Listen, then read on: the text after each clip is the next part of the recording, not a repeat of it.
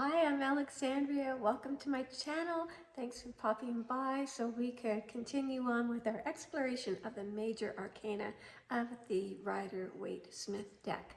I have them all laid out here. And so we've gone through all of our cards one at a time. Now we're going to put them all together and just see how they relate. Because the Fool's journey is actually the human journey. And I guess it didn't start out so derogatory too. Like, we're not a fool, it's just maybe young and naive and just haven't really lived the life yet. So you could think about like maybe a young person who's just ready to start out on their own. So the definition I took from, I sat and watched another video. It was Holistic Tarot, which I'm finding really, really helpful.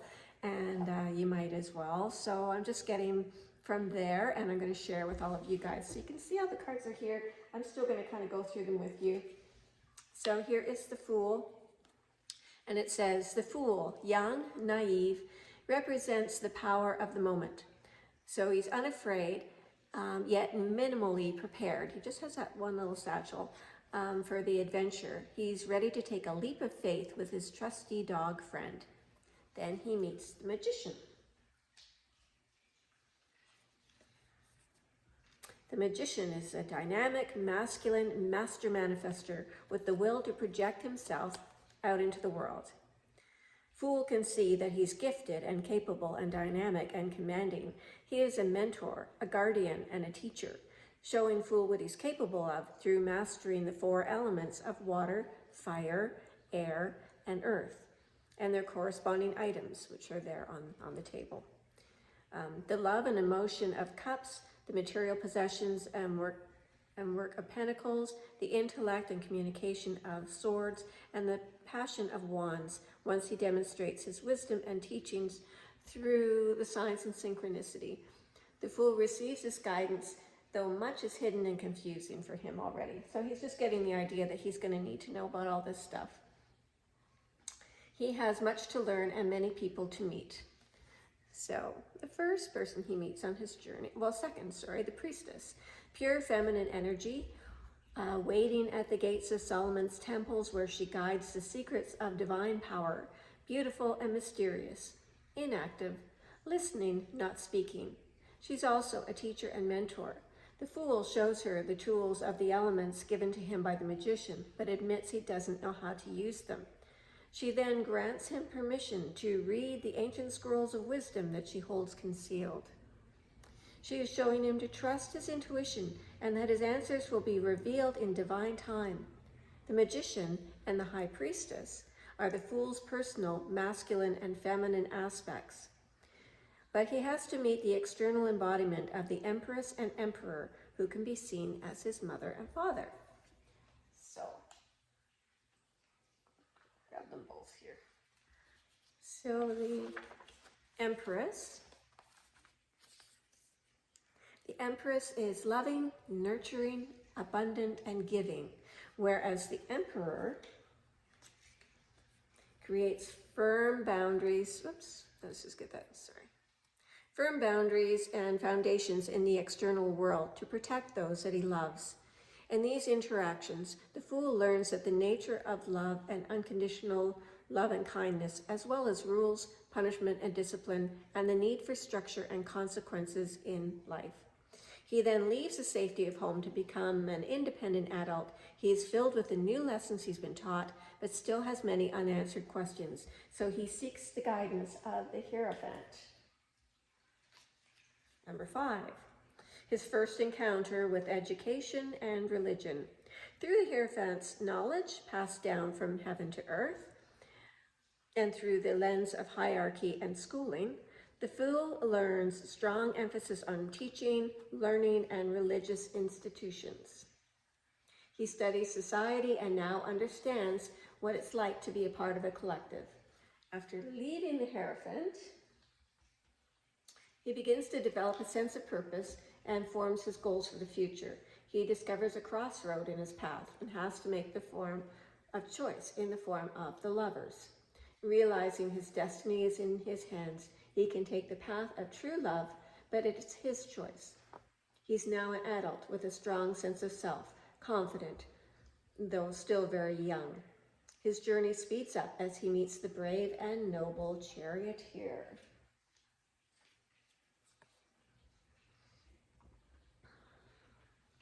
Who teaches him to believe in himself and not give up. He learns necessary aggressiveness in pursuit of his own goals, an important lesson for him. Then he meets the Strength card.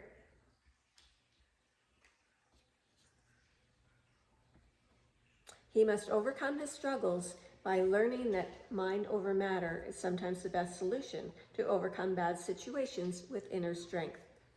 He has developed courage and now knows that some beasts need to be tamed by kindness and warmth and not brute force. He can now see how important patience is and understands quiet and personal inner strength. He's then thrust into the introspective world of the hermit.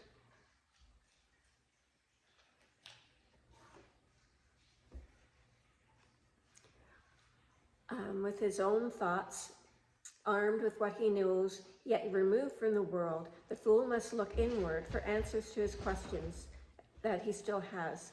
He feels the need to know more, to become whole. He explores his world, sending in darkness, finding himself. His knapsack becomes a lantern, representing the progression of his spiritual well-being. No longer focused on material possessions, he now knows he needs his own light to guide his way. And now he encounters,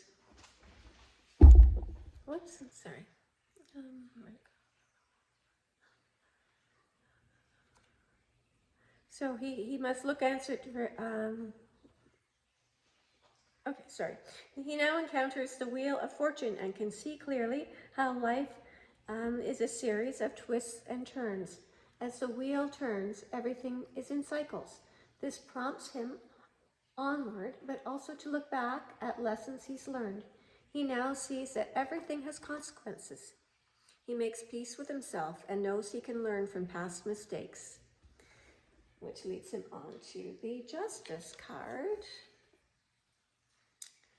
He learns justice must be served before he can continue his journey. He questions the lack of balance he manifested between worldly possessions and spiritual growth, and finds himself suspended somewhere between two worlds in order to find perspective, like the Hanged Man.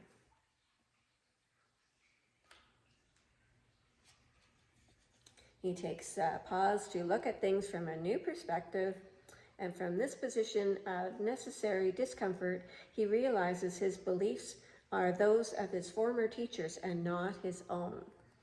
And then he comes to the Death card, transformation as we now know it. Death then approaches to show him the death of his old ways, freeing him from these falsehoods and clearing the way with their words.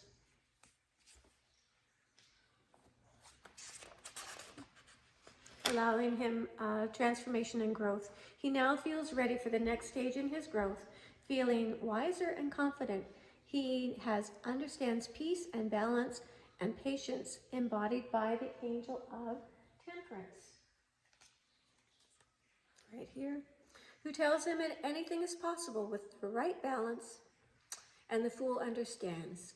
He now has a deeper understanding where emotion is measured and a middle path is forged between two extremes. So he's learning as he goes, like we all do. He continues down his path, finding himself at the bottom of a mountain ruled by the devil himself, surrounded by temptation and sin. But he soon realizes that no one here is being forced to stay. Everyone there is by choice and can leave whenever they choose. He understands it isn't enslavement or captivity, it's a choice. The devil states that sinful urges shouldn't be denied, and the fool soon recognizes that acknowledging addictions and damaging impulses is the first step to overcoming temptation. With a lightning bolt from heaven, I wonder who they're talking about. The Tower. With a lightning bolt from heaven, the walls of his world crumble, and he can see changes upon him. He can see the foundations are built that are not secure, and the tower will need to be torn down. He is devastated, and the process of rebuilding is so daunting. Rebuilding what has been lost. So he looks to the star to seek hope. Beautiful star card. The star is one of the most beautiful cards, encouraging moments on the fool's journey. She appears when he needs her the most, a woman whose eyes are like stars, offering new ideas. He now feels that he has the stars to guide him on his future, and this gives him hope. With the star, the fool discovers the profound mystic moon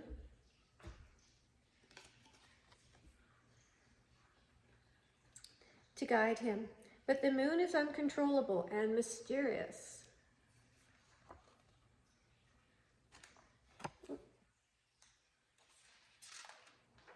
And he can't peer into all the shadows that present themselves. He has to trust the journey, though he feels vulnerable to illusions and dreams. The moon sheds light on the fool's subconscious thoughts and his nightmares and anxieties and fears. But he soon learns how to overcome self-defeating thoughts.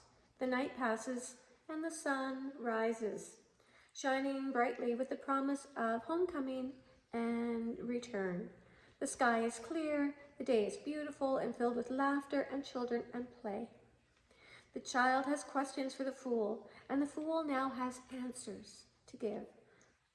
In joy and in love and positivity, the fool believes in his soul that he is at peace, that he is good and balanced, and that his journey is nearly completed. He finds himself at the gates of his ancestral castle, Judgment, ready to reveal all he has learned on his travels. The Judgment card is that revelation. It is his call where anything is left unsaid is dealt with, and the final inward work is completed.